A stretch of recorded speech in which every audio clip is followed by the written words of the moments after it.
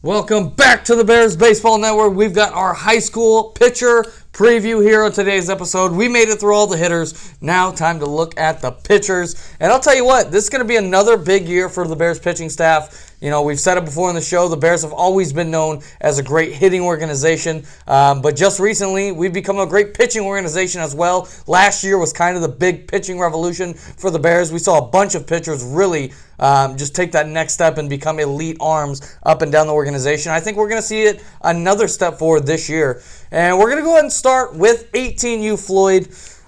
Bernie, going to start with you. This is kind of a three-headed monster at the top of the staff, and then a bunch of guys who can kind of fill in the rest. But I want to go ahead and start, Bernie, with Elliot Myers, Mac Floyd, and Lucas Levy. These three guys, all very good seasons last year. All three aces in their own right, and definitely, I think, going to have another great year. But let's get things started with Elliot Myers, Bernie.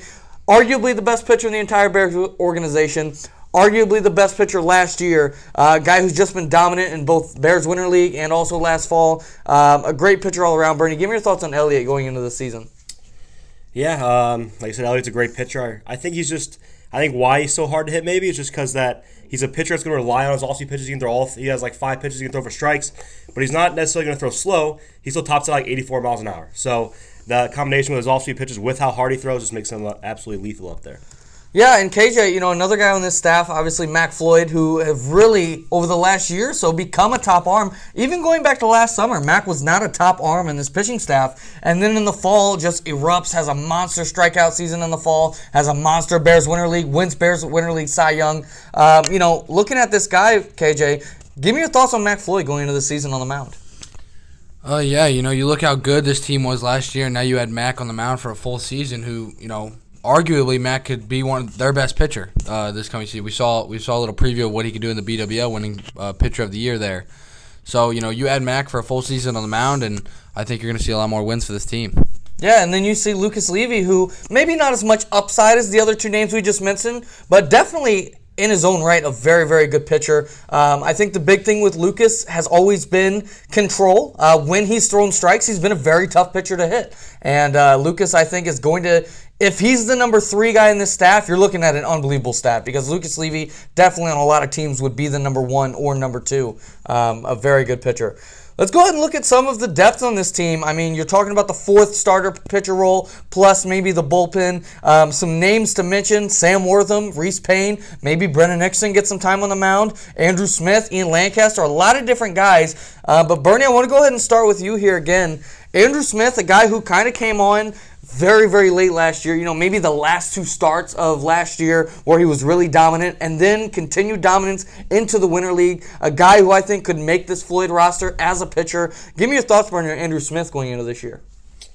Andrew Smith definitely has the stuff to be on the 18 Floyd roster, has a chance to be one of the better pitchers on that roster, but literally the only thing that could possibly hold Andrew Smith back is he'll walk guys, sometimes in bunches, and if he can just eliminate that, he's got the stuff to be a top arm. Yeah, a very high strikeout ceiling. Like you said, Bernie, sometimes walk can be an issue, but it's a very good fastball mixed with a very good off-speed pitch as well. I think he's got a curveball and a slider. One of them is pretty good, and then the other one's kind of a work in progress. But Andrew can definitely be a top arm. You look at the names I just mentioned, besides maybe Brendan Nickerson, who obviously has that, just arm talent, Andrew Smith might be the highest ceiling pitcher of the names I just mentioned. But KJ, I want to throw to you a guy who's kind of known for being a high floor pitcher, a guy who's never going to walk anybody, and that's Reese Payne. KJ, a strike thrower, started to develop a little bit of an off-speed pitch, but give me your thoughts on Reese Payne going into this year. Yeah, I think Reese is a really reliable option for that team because he can come in and just throw strikes, and he still has the ability to get people out. He's not a guy you bring in, when in a blowout game who just throw strikes. Like he'll throw strikes, but he will get guys out too, and they have a deep catching trio there with Chacker and Andrew Bober, so that won't keep him off the mound too much. When they need him on the mound, he'll be able to go out there. Yeah, Reese Payne, and we talk about him as kind of a high floor, doesn't walk anybody type guy. He still had 47 strikeouts in 53 innings last season. So no slouch there. He's not going to strike nobody out.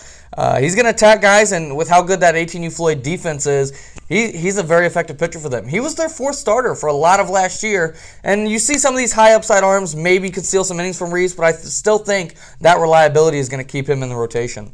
Another guy, KJ, I want you to talk about, another kind of a high floor guy, is Sam Wortham.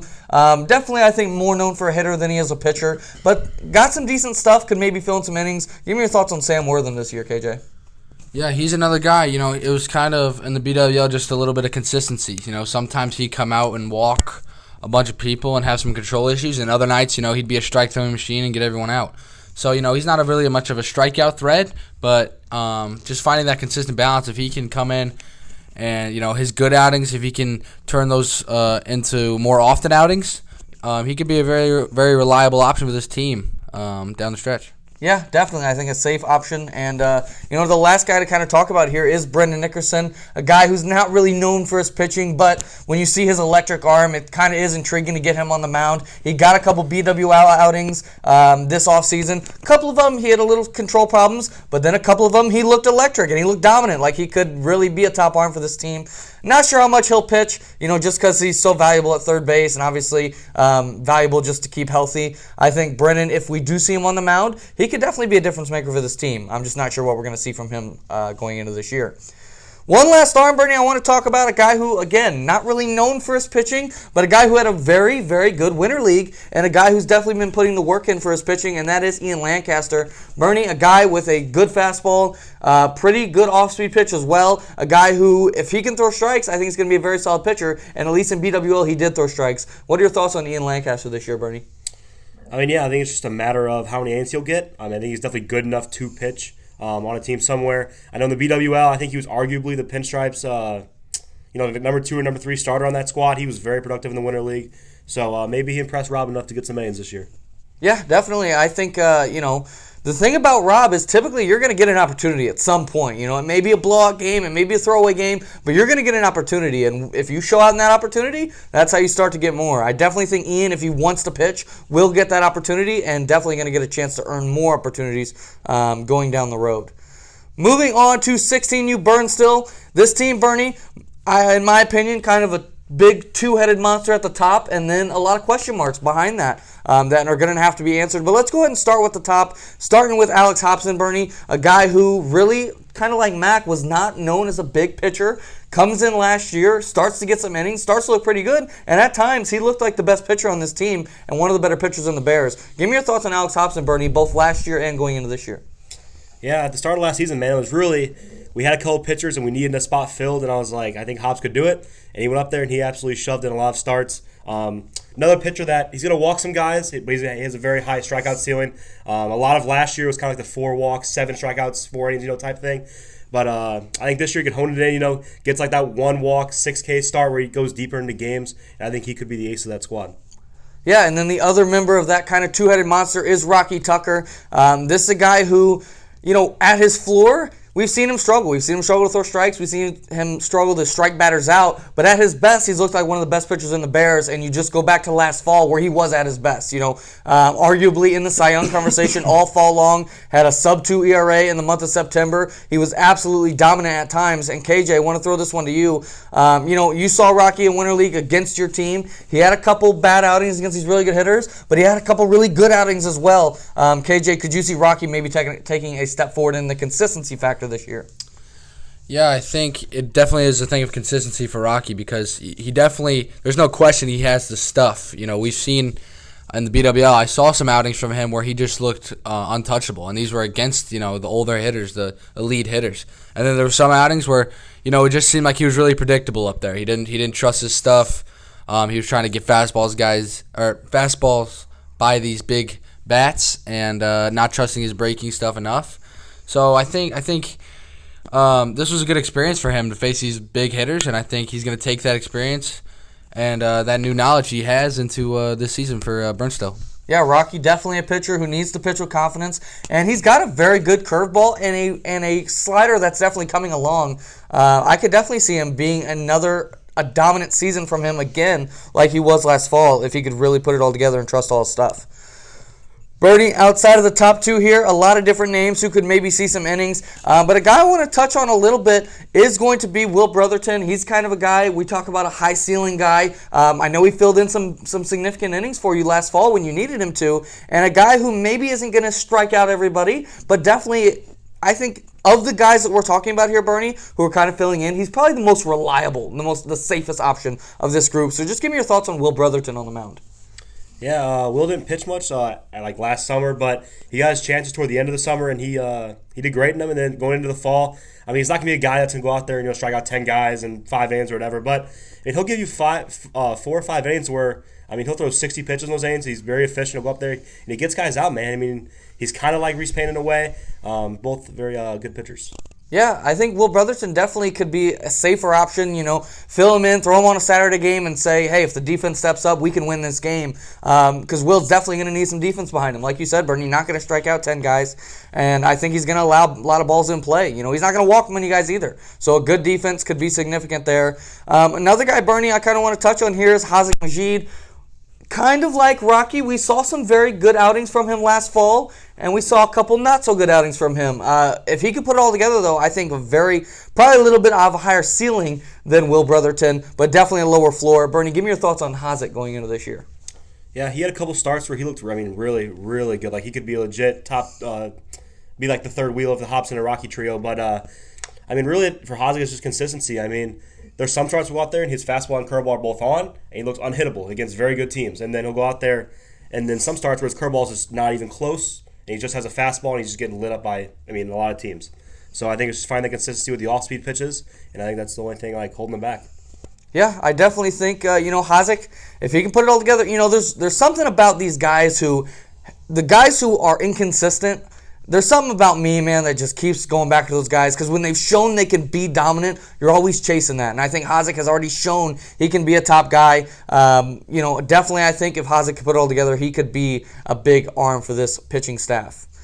Moving on to 15U Dalton. This is probably the best pitching staff the Bears have ever seen. Last year it was the best pitching staff the Bears have ever seen. And I think there's a chance, Bernie, this pitching staff gets even better. The big three at the top, Evan Osborne, Elijah Underwood, Tegan Kreitler. Any of these three guys could be the ace. I think you're really picking cherries when you're talking about which one's better than which. But I want to start, Bernie, with Tegan Kreitler. I would say maybe the lowest ceiling of these three, but maybe the highest floor of these three. Very reliable arm.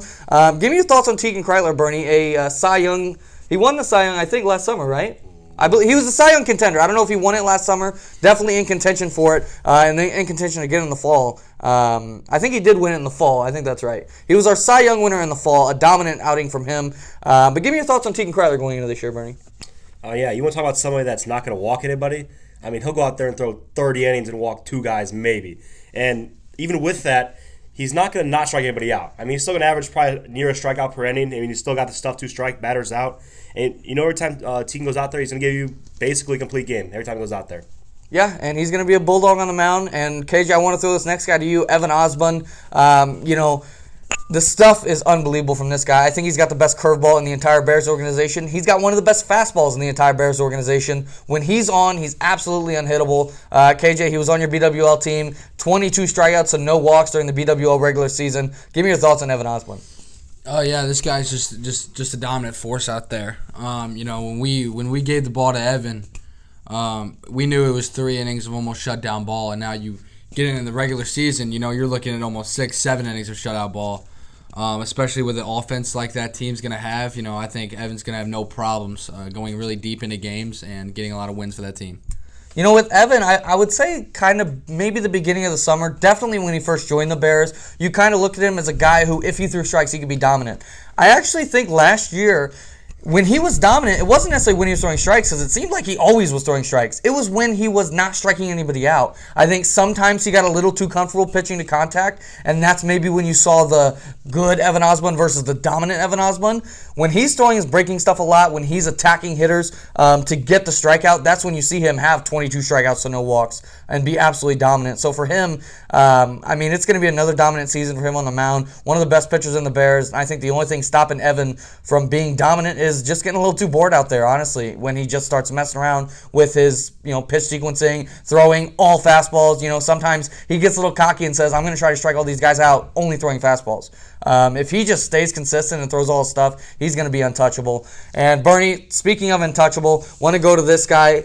arguably the best stuff in the entire Bears organization. Elijah Underwood came on last fall, was absolutely dominant. Arguably the best pitcher in the Bears, especially the last 2 months of the season. A guy with unhittable stuff, Bernie. For him, definitely the question is, can he throw strikes? Give me your thoughts on Elijah going into this year.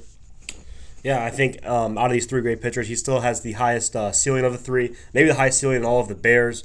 I mean, this kid throws hard. He has nasty off-speed stuff. His slider is basically unhittable if he can throw it anywhere near the zone. I mean, it's filthy and moves a lot as well. And, Elijah's just dominant. Yeah.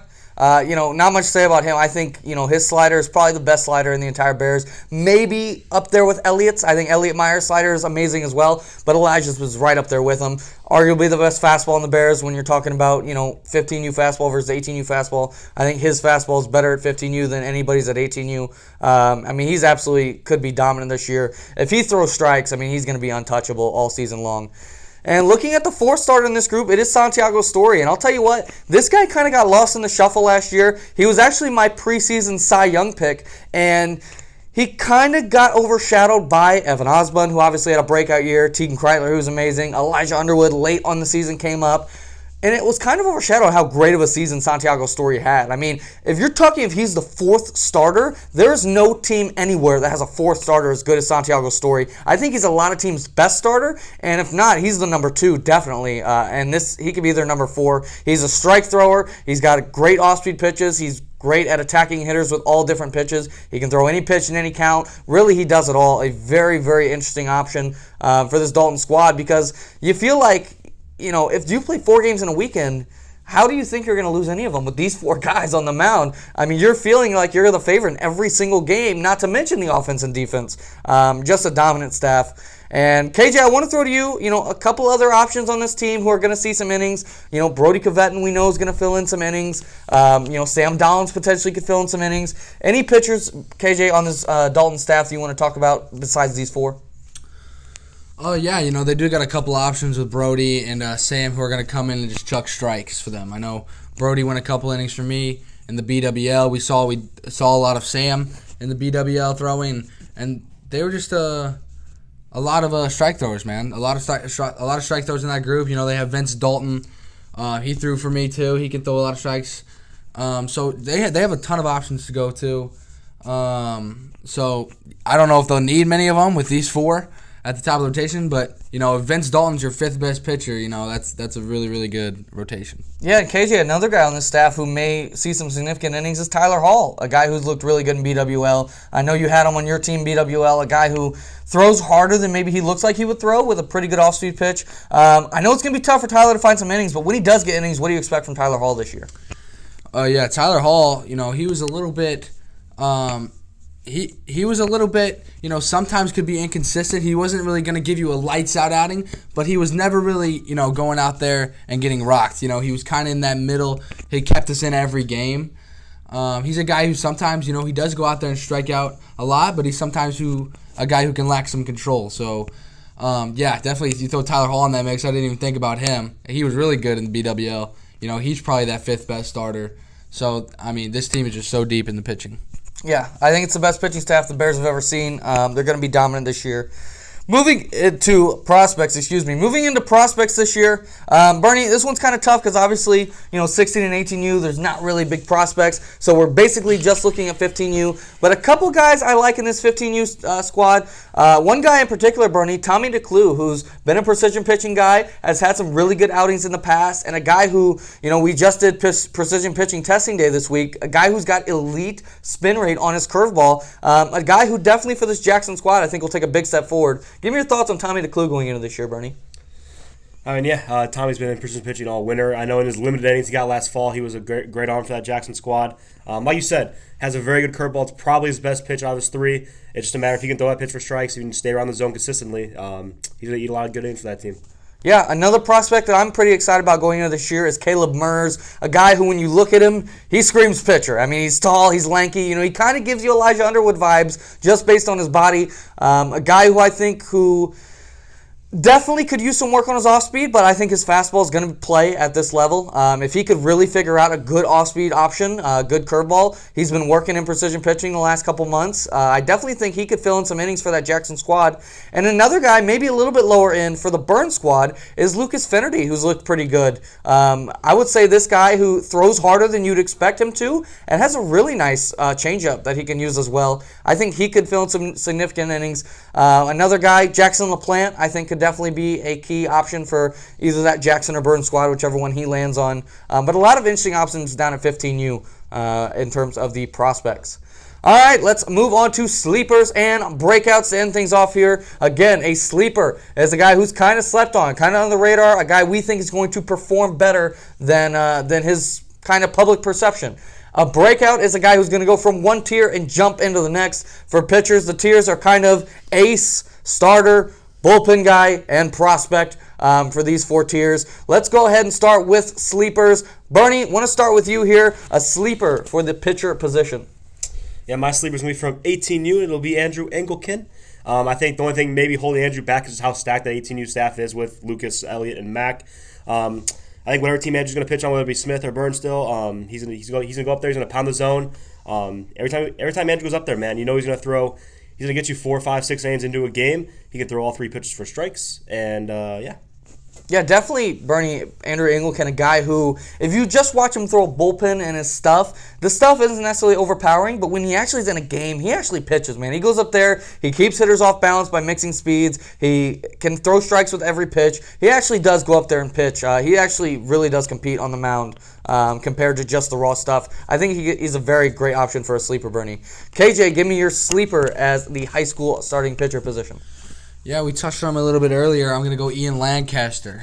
He's a guy, that BWL Pinstripes team definitely dealt with some injuries to some big arms, and Ian definitely had to step up, and he took the role and he rid with it a little bit. You know, he was really good for us. He was consistent, threw a lot of strikes. I don't think he had a bad outing. His breaking stuff looked good, which was almost surprising to me. You know how fresh he is of a pitcher. His breaking stuff was really good. His fastball was hard. This guy's going to give you innings. You know, I know that obviously that rotation is going to be stacked, that whole staff, but, you know, if you need a consistent pitcher, you know, Ian Lancaster is the guy. Yeah, and, you know, we know pitchers get hurt. We know pitchers, you know, sometimes these 5-game weekends, you get deep into games. You're going to need extra arms. There's no such thing as too many arms. I definitely think Ian is an unbelievable option toward the back end of that bullpen. And for me, I'm going to go with the guy with 6U, Burnstill. Definitely, I think there's opportunity for him to get as many innings as he can handle, and that's Aiden Warndell. Didn't really touch on him on the 16U squad, but a guy who I think has a sneaky bit of upside. I think he's going to throw a lot of strikes with his fastball, and his off-speed, I think, is really developing. His curveball's come a long way from the start of the winter to now. I think he could be a guy who could really fit into that 3 or 4 hole in the rotation and give you reliable innings. You know, I think he's going to compete on the mound, and I definitely think he's got the stuff to really be a good arm for that Burnstill squad. Moving on to breakouts, KJ, I want to start with you. 15U, you know, we touched on him already, but I want to get your thoughts on your breakout, Santiago Story. Yeah, you know, I picked Santiago Story. I think in my mind he's up there with those 3 in Osborne, Elijah, and Teagan. But, you know, for the sake of the show, as a breakout, I think he does almost have something to prove to everyone, you know, that he can be up there. You know, I've talked about consistency a lot with these pitchers, man, but Santiago Story is the king of consistency. You know, he never had a bad outing in the BWL. You know, it wasn't like he was going out there striking out 9 and 3 like some of these pitchers were. But Santi consistently was going out there and dominating. You know, he was a little bit overshadowed by these big arms, but you know, consistently every outing he was very consistent. He was never injured. He always went on the mound. I don't think he ever came out of a game. You know, he always going the full 3 innings.